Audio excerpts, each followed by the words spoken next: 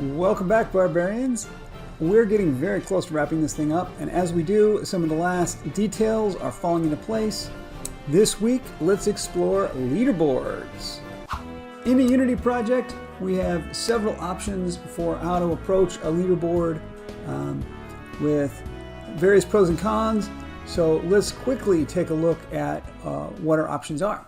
On Android, we can use the Play Game services, which will give us the plugins that we need to handle things, the source code in Unity, as well as, of course, then the back end will be set up on Google Play and hosted there. So here's the website where you can read up about that, and I will link that down in the doobly-doo. So that's the Android option. It is free for free, and really quite easy to implement. Next up, how do we do the same thing on iOS, on iPhones? Here is the Game Center configuration webpage that describes how to create the leaderboards in the App Store, in the Apple Store. And very similar, same thing. You set them up online using their online web portal, and then you can access them. For iOS, you can access those using Unity's built-in social platforms. So that's Android and iOS. They are both free for free and not difficult to implement. It will mean if you want to target both platforms, which of course you do, you will have to implement this twice. You'll have to go to two different web pages to configure your leaderboards, one for Android and one for iOS. You'll have to download the Android plugins and then implement the lowest level of your source code 2 times, one for each platform. And then if you also want to do, for example, like a Steam implementation, Steam has a very similar setup where they have a web portal where you can configure your leaderboards, and you can get steamworks.net plugins and integrate a third option there for if you want to handle Steam achievements. So each of those individually is free and not difficult at all. This is all stuff that you should be able to handle, but it does mean you will have to implement this thing multiple times.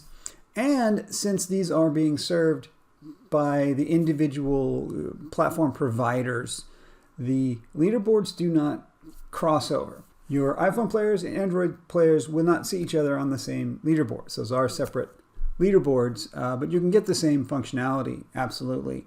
But that brings us to another option. Unity themselves have added leaderboards as well as many other cloud gaming features that you can use. And here's the link again down in the doobly-doo to right here where you can get started and get their sample code and get yourself up and running with implementation of this. It's very similar to what we already looked at with the Android and the iOS, where this time you use Unity's web portal to set up the leaderboard, and you'll use Unity's packages to access the leaderboard. The first benefit of doing this is that you can implement the leaderboard one time, and it will be supported across a wide range of platforms, including both Android and iOS. And if you want to support PC and Mac players, they're supported as well, all with the one interface. So it will save you effort setting up your initial launch. The downside, though, is that it will incur a cost eventually. Let's look here at Unity's pricing table and see how they're going to charge us for this. But here, right in here, is the one we're talking about today, Leaderboards. And this first column is the free tier. And then after that, we start getting charged. So here in the table, we can see that we're allowed to have 50,000 unique users per month. And after that, we'll start getting charged. And then they say, we ask you on average to restrict to 500 calls per monthly active user and 50 leaderboards per monthly active user. You can have more than one leaderboard. The core of this pricing scheme seems to be the 50,000 active users. After 50,000, we'll start getting charged per user. Let's say, I don't know, let's say we get up to 100,000 users. So if we have 100,000 users, then the first 50,000 are free, and the next 50,000 are going to be $0.00125 US. So you'll be rocking in $62.50 a month. So $60 a month for this service to support 100,000 users, and it'll keep going up from there if you have more users. Presumably, if you have over 50,000 monthly active users, then you are earning money through your various revenue streams, and you can account for this. But I'm going to be honest with you, $60 a month sounds like a lot. So let's see how far that $60 a month is going to get us in terms of trying to make this decision of whether we use the native Android and iOS leaderboard systems, or do we go with this Unity system? What I've chosen to do is to go with the Unity system for now. I have well below 50,000 active users at this time, and when I finish the game up and I go in a marketing blitz and cross my fingers and hope to get more than that, we can cross that bridge when we come to it. If I can crack that number and start to truly pull in more users, at that time, it may make financial sense to me to re-implement leaderboards using the more cost-effective methods, knowing that I will have to invest my own time to do that. So the way I break this down, right now I'm imagining that, let's say as a hobbyist or an indie developer, let's imagine you value your time as $50 an hour. How many hours will it take you to implement leaderboards? The front end, we won't count that because it's going to be balanced out across all of the different platforms. Just the back end part of the leaderboard, setting them up and integrating the plugins and so forth. And I would say, comfortably, you could do each one in 2-3 days. So we're looking at, let's say 20 hours. Let's say 20 hours each to do those. So doing the Unity versus the two, if you just want to support Android and iOS, then you're looking at a savings of about 20 hours. So that's roughly 20 hours. And if we said you were valuing your time at $50 an hour, that's about $1,000 worth of savings right there just for supporting those two platforms by leveraging the Unity method. And how far does that take you if we say the $60 a month estimate? You could go for 16 months on that and still have been in the black, right? So that gives you a lot of running room. I suppose we should mention the risk that your game goes crazy and you have millions of active users right away in the first month, and all of a sudden you can't afford to pay for the leaderboard. I should hope that if you have millions of active users, that you have some kind of monetization strategy put in here to balance that out. If not, if you are building a truly hobby-based game and you want to keep the costs to dead zero, this may not be the ideal long-term strategy for you. Although I will reiterate that I don't see any reason why you can't launch with the Unity method and then later on do an update where you've spent a week or so changing the leaderboard backends to use the native platform solutions. Okay, so with that, let's look at the implementation, and I'm going to take you through one aspect that I have to do right now, which is I'm going to switch my leaderboards over to a test environment, which Unity allows you to do. So here I am on the Unity dashboard, and you can see that I've added the leaderboards service on here, and I have 2 leaderboards in production. they do allow you to have an automatic reset leaderboard, and I've used that to create my weekly winners leaderboard. Let me add a new environment. Let's add a test environment. Okay, there we go. We've got ourselves a test environment. And I'm going to want leaderboards for my test environment. Can I copy them over? I would really love to just be able to copy them over. You could see the utility of doing that. So yeah, if anyone from Unity is watching, please, right? Please do. I'll tell you what I'll do. I'm just going to do this, and I'm gonna manually copy, because I mean that's what I want. Oh, maybe I'll put this name on there. I want the back end to be identical, and I want it to, I mean, it is for testing purposes, right? The name must contain only letters, numbers, dashes, spaces, and underscores. So I can't say test. I'll just do this. Okay. All right, and I want highest score to lowest score, and I want best score. I'm not going to bucket it, at least right now. Maybe we can change that later. The all-time does not have a scheduled reset, and I did set up tiers to experiment with in the main, but I'm not going to bother in the test. Okay, so there's that one, and I have a second one I need. The weekly winners test, and it's just called weekly. There are my leaderboards set up for the test environment, and they mirror what I've got in the production environment. Okay, now let's move my leaderboards in code. Let's take a look at my leaderboards in code and look at the implementation for that. It's going to start with the package.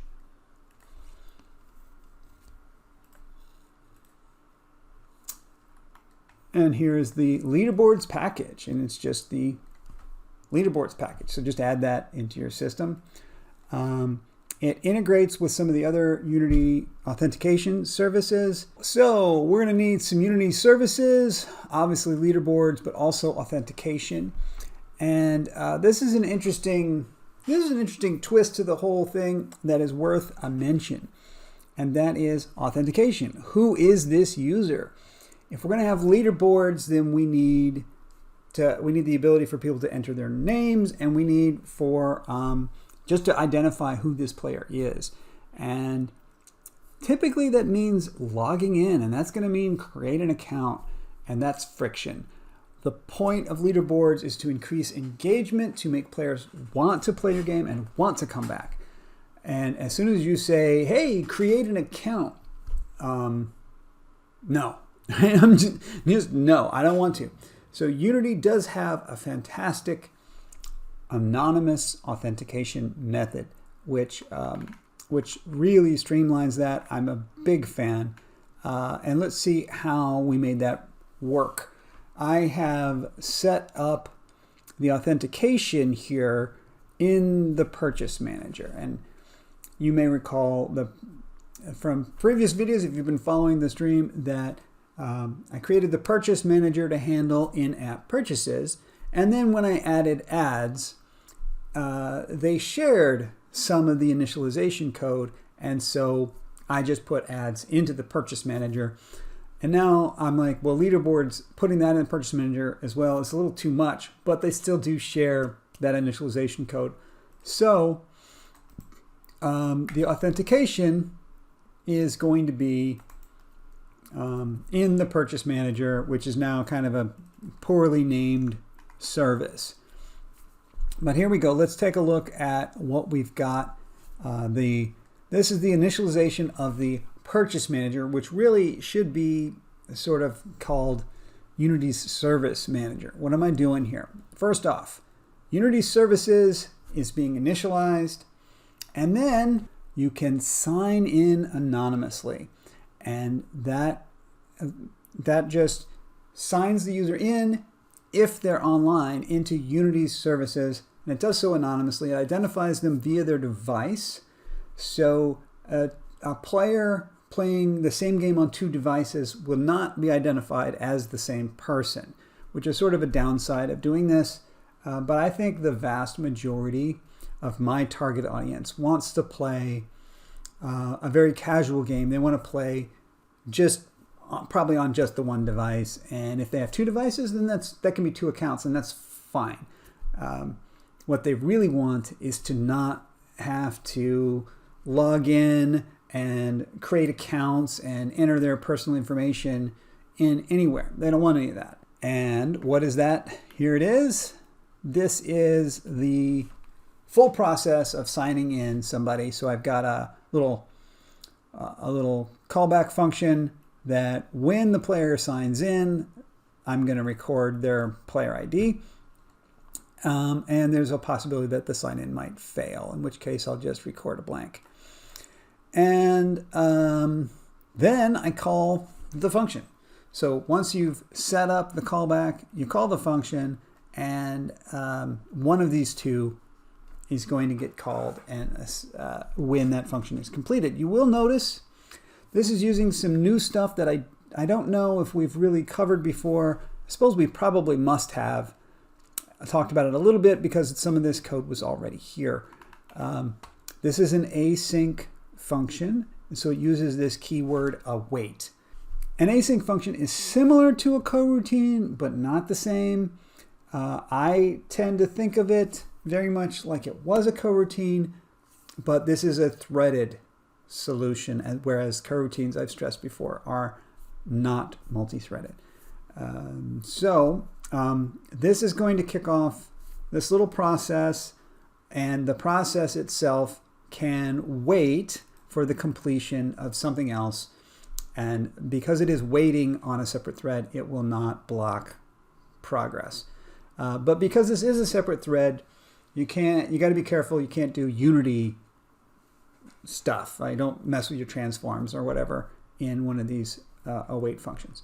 Very similar to what you've seen me do all over. This is a singleton pattern, so we can just grab the instance of the authentication service and add to it on sign in. We have a custom function here that we want to do whenever you sign in. And once we've called this, anytime the player signs in, that will be called again. And then we just say, I want to do the sign in here with sign in anonymously async. Okay, so that brings me back here to the leaderboard, and something that I should probably do a whole video about, which is the interaction between the await asyncs and the IEnumerator coroutines. This is a coroutine because that's how I've started structuring things, and I've really gotten into this coroutine deal. But I want to invoke the async stuff. So what I'm doing here is I'm just yielding until the flag is true. The flag is going to get set true here when the authentication is completed one way or the other.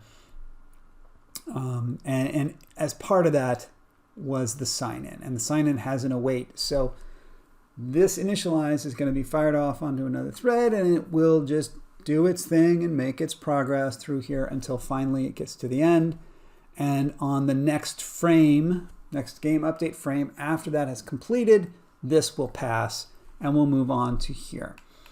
Okay, so that's how we log in. That's how we authenticate. Can't stress enough how much that is a boon for the casual player and the developer of casual games. Okay, so here now, the next thing is, let's go get the scores. Then fill in the high score table with what's available already online. So as soon as I'm initialize the game, immediately log in if you can, and then immediately try to pull down the scores if you can. So what have I got here? I've got two two leaderboards, so that's why I have a for loop on here, and I just have this GetScoresAsync. I'm just going to pull down the scores. Simple as that.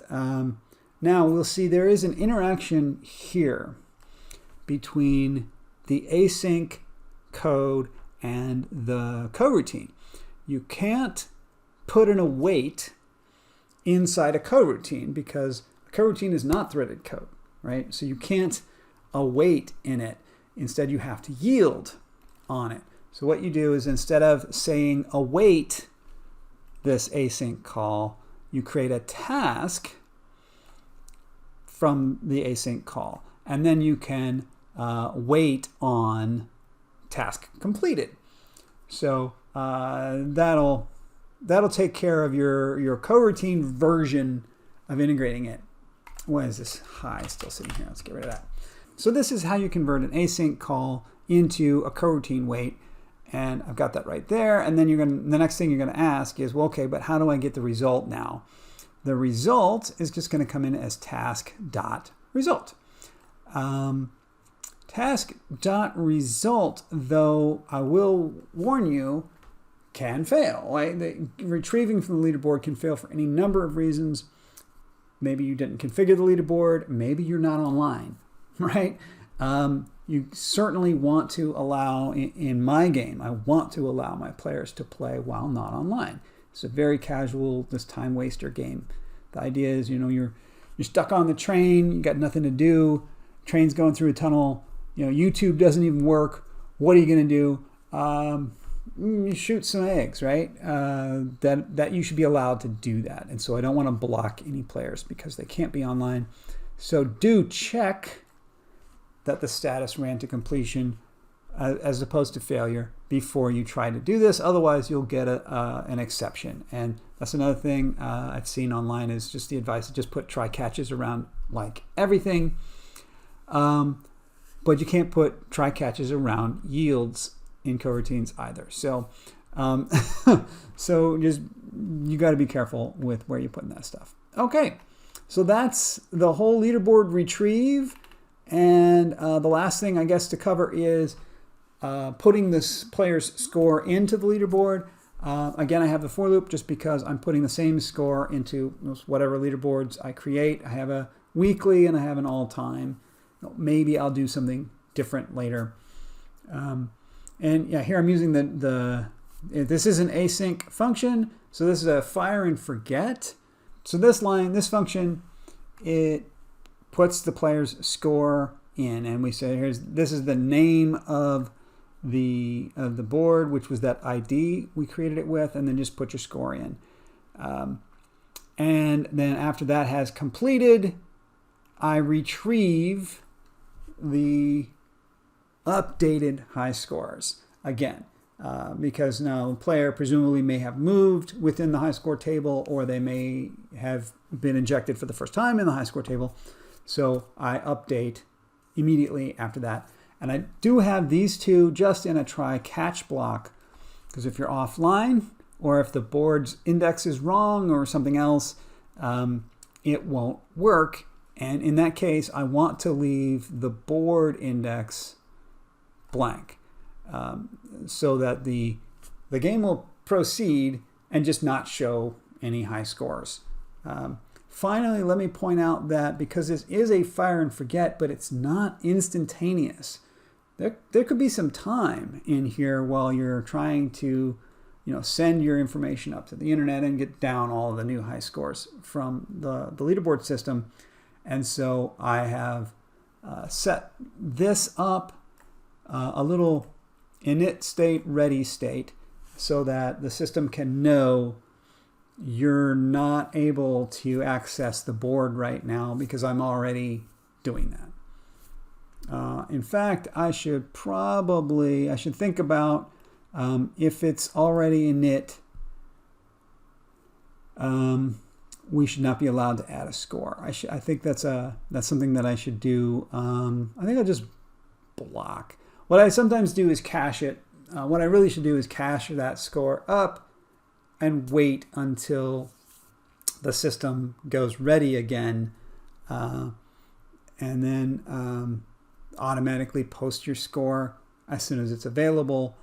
But I think I'm just going to say if state not equal to state ready, return. The system isn't ready to accept new scores right now. Okay, yeah, let's just put that in there.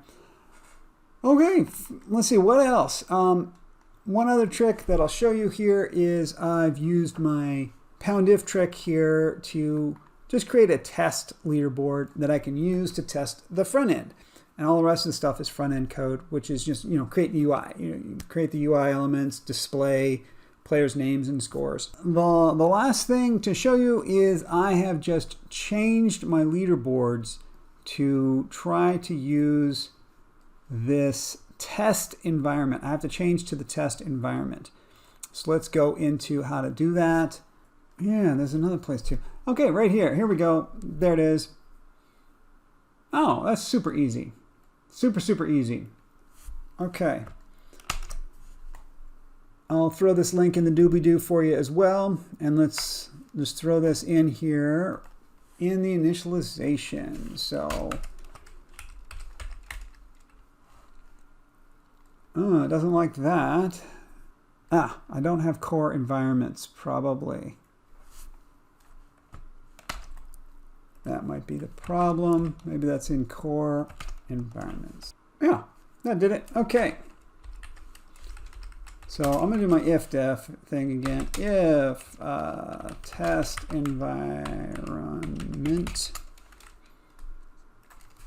else and if.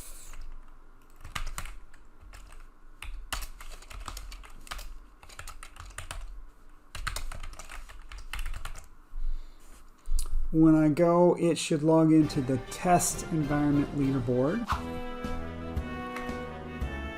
And indeed, the test environment leaderboard is blank because it's brand new.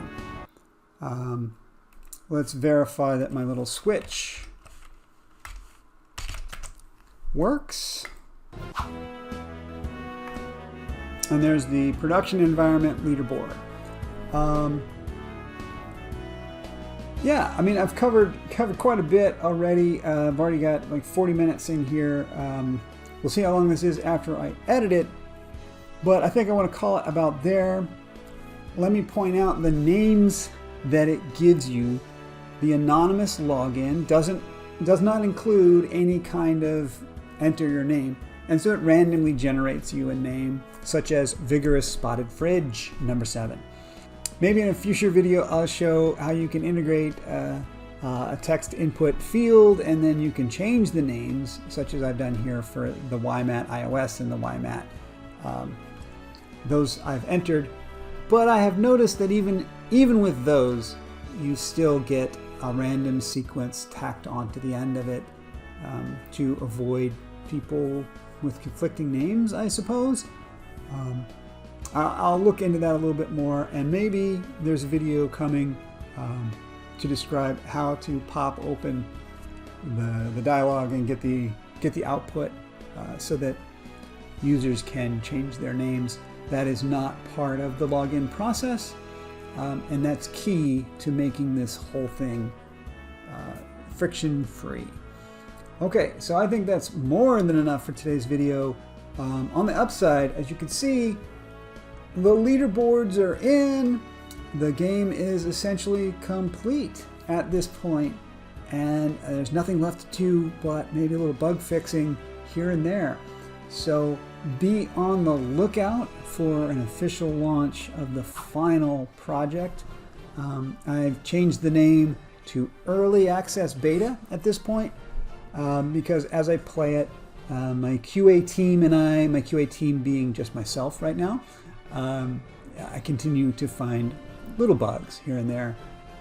So I'm not really ready to call it completed. Of course, the game is available on the stores already, and the new update with the leaderboards will go on the stores very soon. But if you want to get in on the QA process and be part of that, I can give you access to unlock everything in the store, and you can play the game and give me feedback. And if you're interested in that, why don't you shout down in the comments down there, and we can talk about it, and I can hook you up, and you can play the game, and then we'll set up a pathway for you to give me feedback on things you think need to be looked at before we call it officially done. Okay, so with that, let's call it a day, and I'll see you again very soon.